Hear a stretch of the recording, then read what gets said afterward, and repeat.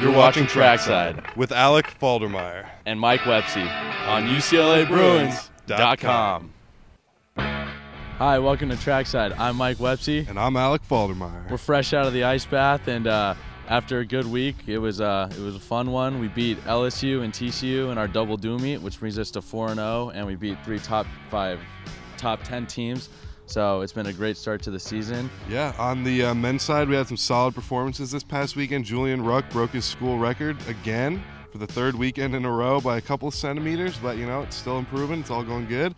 Lane Worley had a big performance in the 1500 with a PR at 3:44, and Pete Lauderdale also had a big PR as a sophomore in the 400, and he's one of the top in the Pac-12 now, so things are going well for the men's side. How about the women, Mike? The women are doing well. They also had a double duel against LSU and TCU. They beat TCU pretty handily, so that was a good meet for them, and they just came up short a little bit against LSU, but LSU is a top 3 team, so it was a great performance by our women.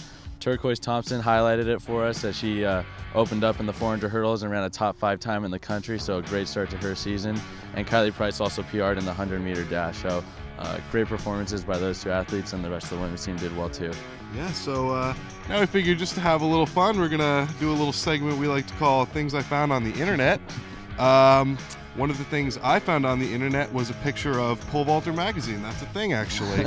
Mike, you want to tell us about this cover of Pole Vaulter magazine you were on? Well, Vaulter magazine is rapidly becoming the most popular magazine on the face of the earth, so that's fun for everybody. But yeah, they asked us to do the cover, and we wanted to kind of bring in the California vibe, so we did it. And a lot of people think that we kind of manipulated it to make all those things look like they're happening at once, but they're actually happening at once, so that was pretty good.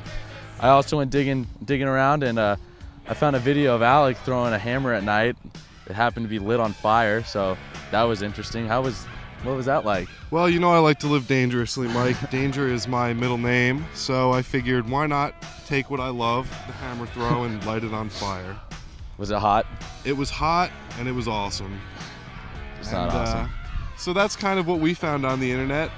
Coming up these next few weeks, we have the Pomona Pitzer meet this week. Not everybody will be competing, but some people, like my friend Mike here, will be.